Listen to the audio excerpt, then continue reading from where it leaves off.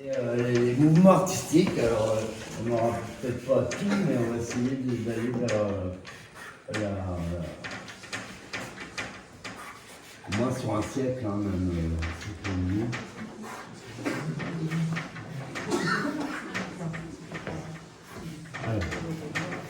Qu'est-ce que c'est pour vous un mouvement artistique ?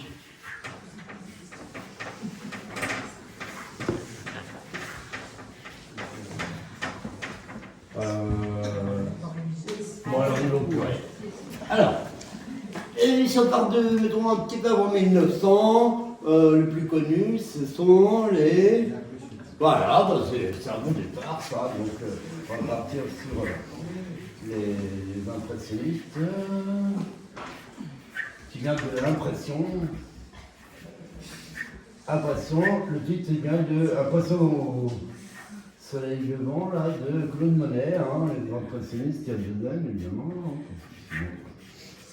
Alors, après, qu'est-ce qu'on pourrait dire après les impressionnistes? C'est une grande période, on peut parler des fauves. Les fauves, ouais. Allez.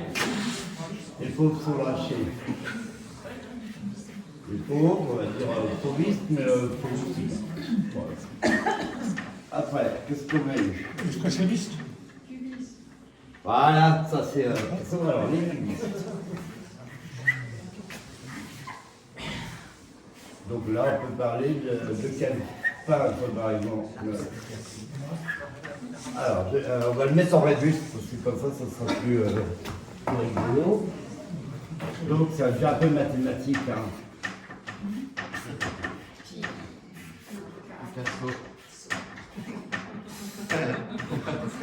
Par exemple. Après, ça rend bien, voilà.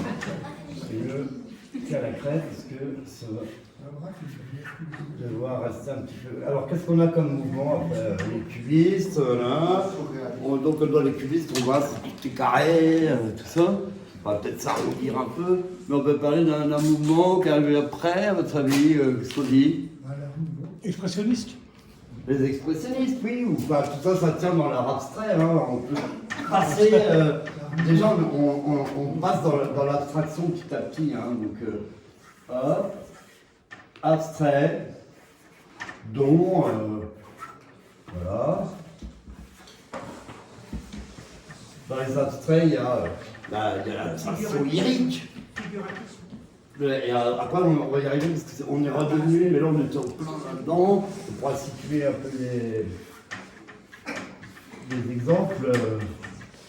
Donc, figuration, non, abstraction, donc les abstraits, on va mettre comme ça.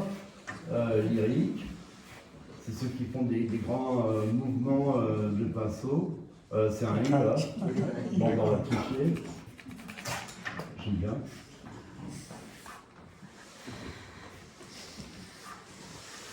Après, il y a les abstraits, il y en a d'autres. Hein. Il y a ceux qui font des trucs bien nets, bien voir. Abstraction lyrique, c'est vraiment les grands coups de pinceau. C'est les peintres qui vous mettent de la couleur comme ça. Alors, l'abstraction lyrique, on a l'abstraction méthodique, carrée, enfin, comment on appellerait ça abstraction, quoi. Géométrique. Géométrique, très bien. Bravo, un point de plus. On me donnerait votre nom, on mettra les notes après.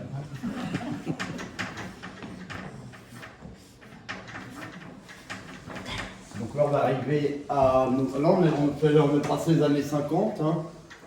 Dans les années 60, il y a eu un mouvement intéressant dans lequel on compte des gens comme César, Armand. Voilà, qu'est-ce qu'ils ont fait?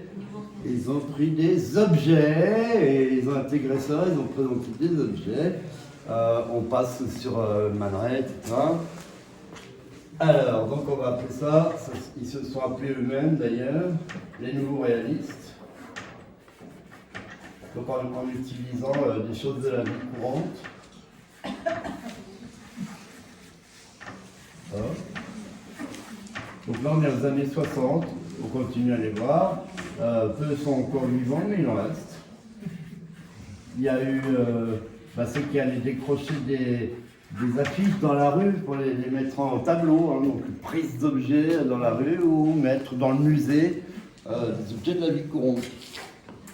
Alors, Duchamp, Marcel Duchamp, qu'est-ce qu'il a fait? Il a exposé un urinoir. Donc voilà, on utilise des objets. Après, si je vous parle de Dali, ce sera un mouvement d'art ou pas? Il y en a eu autour de Dali. Qu'est-ce qu'ils ont fait? Le surréalisme. Ça aurait pu aller avant. On a qu'à le mettre là. Par là, entre les deux, là. Bah, on les met en biais parce qu'ils sont surréalistes. Hein.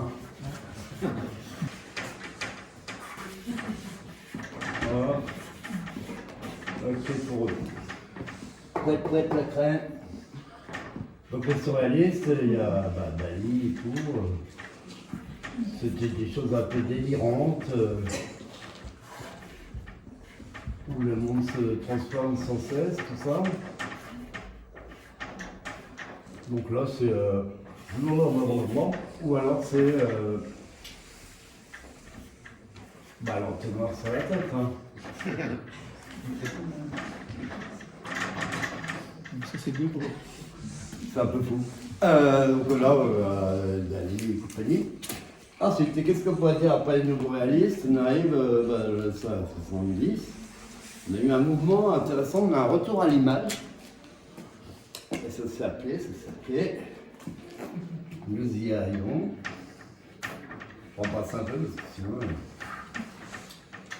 Hop. Retour à l'image. Figuration narrative. Donc des gens très inspirés par les images, par la télé, tout ça. Donc on a fait ce mouvement, figuration narrative. Bon là il en reste un petit peu plus de vivant, puis du.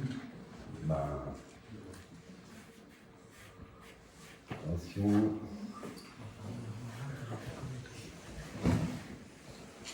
Narrative. Donc là il y a des gens comme Faut manger. Là je les ai un peu pas tous connus, mais. Allez, hop.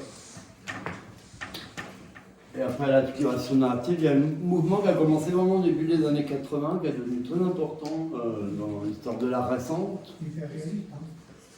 Alors on a oublié les hyperréalistes, ouais. Très bien. Alors, qu'est-ce qu'ils faisaient les hyperréalistes? Ça se devine. C'est un I ou un Y? Y. Merci. On voit le propre. Hein.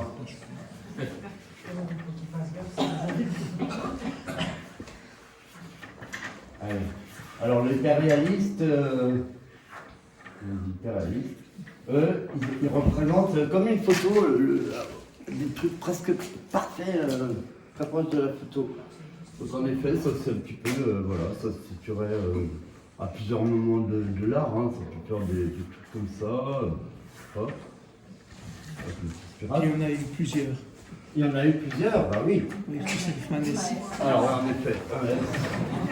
Merci les élèves. Voilà. Ensuite, il y a une autre forme de figuration. Figuration libre. Voilà, bravo. Ouais. Un point de plus. On dirait vachement là.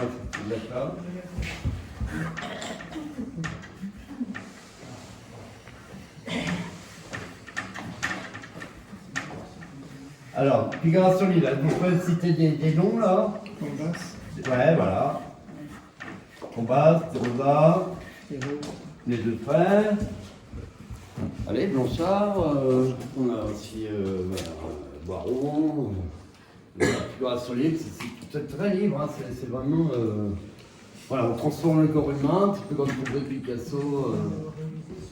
Voilà, parce que Picasso il a continué tout ça, lui il a continué à travailler. On va fêter les 50 ans de sa mort d'ailleurs. Voilà. Toc.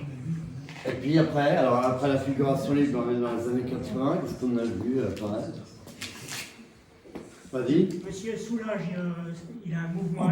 Il a abstraction lyrique. Donc il a fait 103 ans quand même, on le félicite. Bon, après, de quoi on parle alors est-ce qu'on va tout de suite dans la rue ou pas? Ils étaient dans leur atelier. Oui, déjà. Il y a eu les 68, il y a eu les affiches, il y avait les slogans 68 sous les pavés la plage. Le pop art. Pop art, ouais, bravo. Pop art, très bien. Donc là, surtout en Amérique, mais c'est revenu en France aussi. On en a des grands en France. Ok, fallait parler du pop art. Donc le plus célèbre en Amérique, c'est Lee Warhol. Ok, bon bah on va pas mettre son nom. Basquiat, je le mettrais, ouais. Il est entre la figuration libre et puis ce qu'on peut mettre après. Qu'est-ce qu'on doit dire? Il y a quoi maintenant? Il y a eu les taggers avant les tags, ouais, tags. Dans la rue, New York, tout ça. Taggers, même dans le métro et tout. Et puis après, bah, ouais, on peut dire street art. C'est un mouvement, on verra si ça dure ou pas. Alors maintenant, on va faire des additions. T'as pas mis Cobra? Oui. Plus haut. Qui est un peu J'ai plus pas haut. mis quoi? Cobra, plus haut. Ah ouais, Cobra, ouais, c'est les pays là-haut, là, nordiques et tout. Cobra, on peut le mettre par là, là. Voilà. Un peu plus haut. Bon, allez.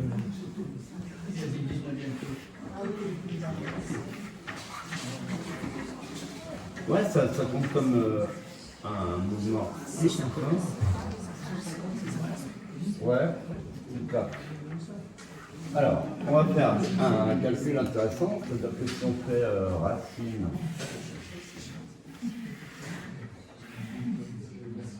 d'une fraction, on peut mettre le cubisme comme ça. On peut diviser et multiplier aussi, parce qu'il y a plusieurs types. Alors, donc c'est très savant là. Abstrait, lyrique, on peut faire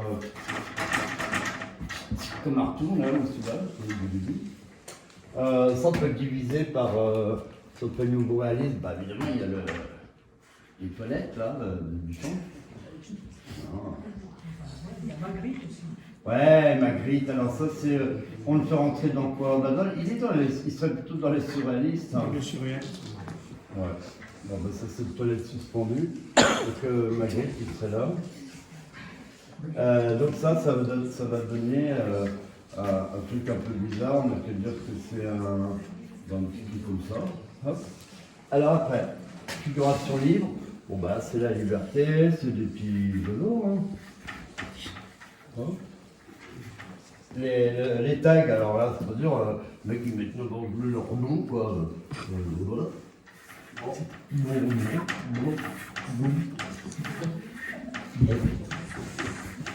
Hop. C'est les taggers, là. Hein, La couleur. on aurait pu mettre de la couleur, mais il y en a déjà, il y a du rouge. Street art, bah, ouais, il y en a tout plein ici et tout. Alors, tout ça va nous mener, je vais laisser encore de la place pour quelques formules quand même assez passionnantes. C'est-à-dire que si on considère, il n'y a pas que les racines carrées, c'est pas compliqué quand même. On va prendre le cubisme, on a déjà vu, l'impressionnisme, alors c'est la nature, tout ça, donc on peut avoir la nature, c'est les arbres, c'est la végétation, tout ça. Après, on peut avoir des trucs quand même assez.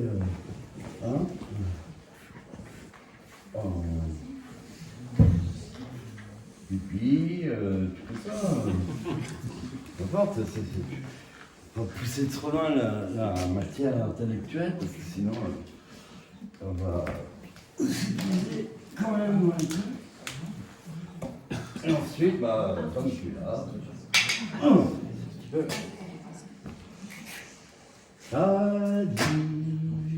Donc il y a le professeur qui explique le tableau. Comment il va nous présenter ça leçon. Donc le professeur il est là. Bon, les jambes elles seront en dessous. Hein.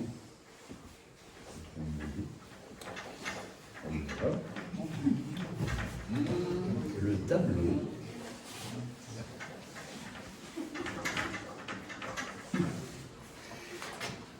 Alors, il a bien entendu sa craie.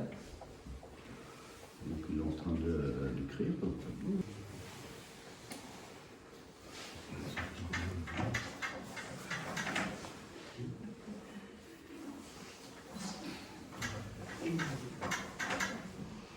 Hop.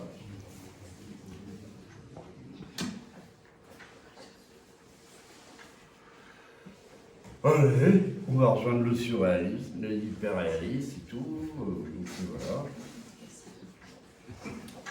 Ça devient super sérieux parce que là il fait un lâcher d'oiseau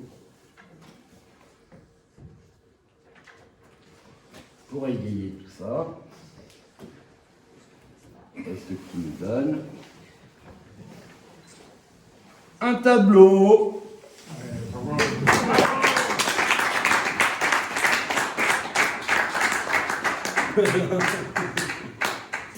Bah merci. Voilà, c'est le professeur Dingo.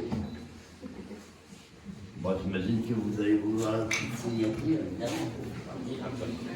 Oui.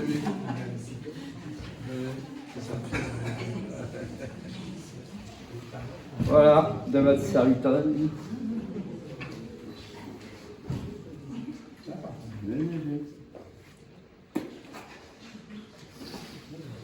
Et on est en 2023. Olé! Allez, bon après-midi.